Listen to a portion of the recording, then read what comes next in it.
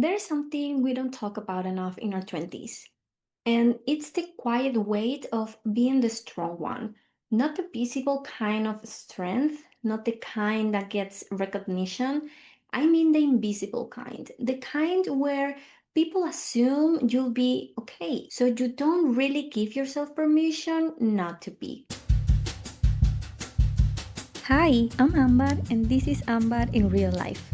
This podcast is my space to share the journey of becoming.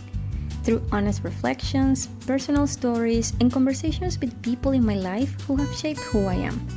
From health and self worth to love, career, and everything in between, I'm here to speak what's true and sometimes comment on some of my posts that I've written on my blog, Ambar Virtual. If you are on your own path of growth and craving real connection, welcome. You are not alone. Hi, and welcome back to Ambar in Real Life, the podcast where we explore personal growth, emotional clarity, and what it really means to live life with love, intention, and perspective. I'm your host, Ambar, and today I want to reflect on what leadership really looks like in your 20s, especially if you are the one who feels like they have to hold everything together. Because for a long time, I equated being responsible with being strong.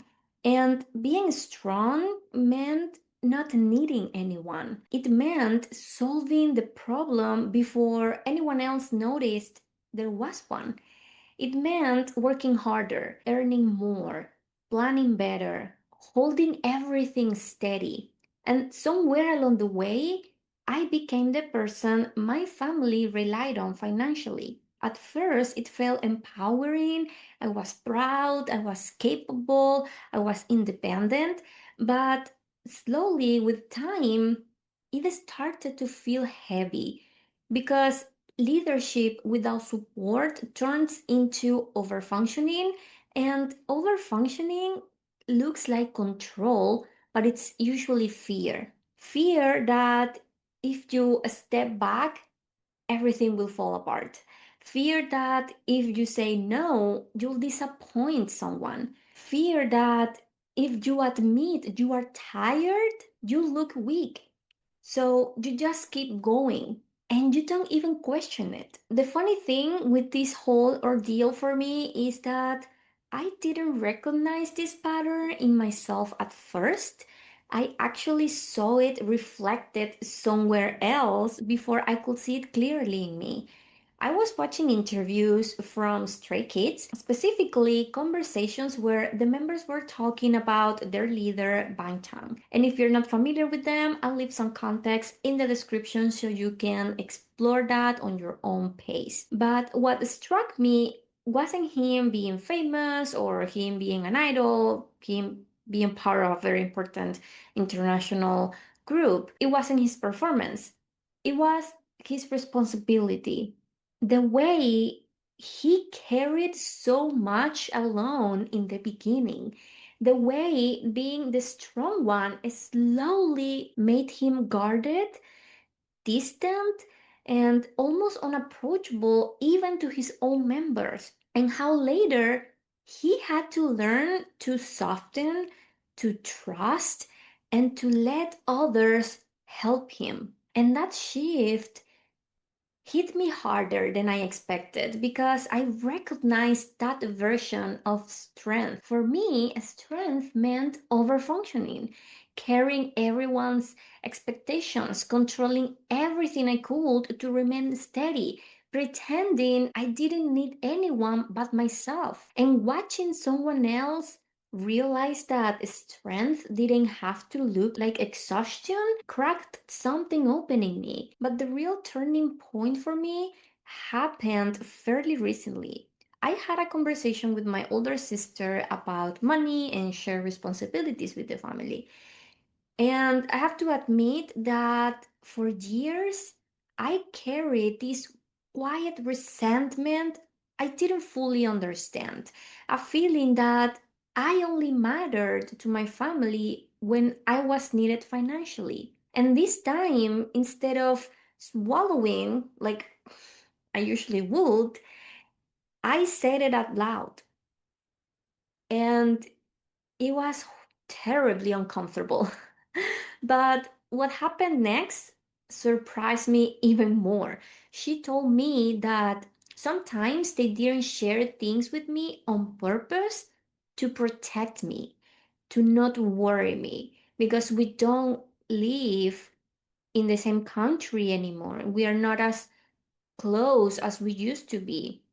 And in that moment, we both realized something simple but really life changing. We have both learned to carry everything on our shoulders from survival, from watching our mom do the same for so many years. So for us, responsibility wasn't just practical, it was inherited. And unless we healed that belief, nothing will change. So we agreed on a plan. We created a shared system and something that would allow all of us to breathe a little more. And when I hung up that call, I felt so much lighter. Not because the responsibility disappeared, but because it wasn't sitting on my shoulders alone anymore. And that's when it clicked. Leadership isn't about control, it's about shared strength. So, leadership in your 20s is not about having every single thing under your grasp, under your control. It's not about knowing it all by a certain age. It's about self awareness. It's about recognizing when you're caring too much. It's about having the courage to pause, to ask for help, and this is the hardest part, to accept it without guilt.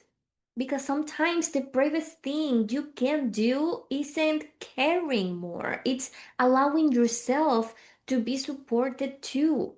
So if you're listening to this and you feel like the responsible one, the reliable one, the strong one, I just want you to pause with me for a moment. Because maybe this isn't about doing more. Maybe it's about caring differently. And if you're open to it, I would love for you to sit with a few questions this week. Not to judge yourself, just to notice what comes up. Number one, where in your life have you confused overfunctioning with strength? For me, it was helping my family financially and thinking that I had to do it all. And that was the exact same case with my sister, which is, as I said before, just a survival tactic, survival thing that we both had inherited. Number two, what responsibility are you carrying that was never explicitly yours? Number three, who could you invite into support this week, even in a small way? And number four, what will leadership look like if it included softness? As I wrap up this reflection today, I want to say that this is part of something that I am exploring more deeply right now, and that is courage. Not loud courage, not dramatic courage, but emotional courage, relational courage, the kind of courage that asks you to soften instead of tighten, to speak instead of swallow, to share instead of carry alone. And I'll be sharing more reflections around this theme, both here and in writing, in the next few weeks. Each of them is inspired by a member of Stray Kids. So if this resonated with you, I wrote about the origin of this shift, like the night something quietly changed in me, in a piece called When Art Found Me on Substack. And I'll leave the link in the description below so you can check it out. And if you are the strong one, the reliable one, the one who always has it all together, I hope this episode reminds you that you are allowed to be supported too. You don't lose your strength by sharing the weight. Sometimes that's where real strength begins. Thank you so much for being here. Thank you for taking the time to listen, to reflect with me. Don't forget to subscribe. And until next time, please take care of your mind, please take care of your body, and please take care of your heart. Bye.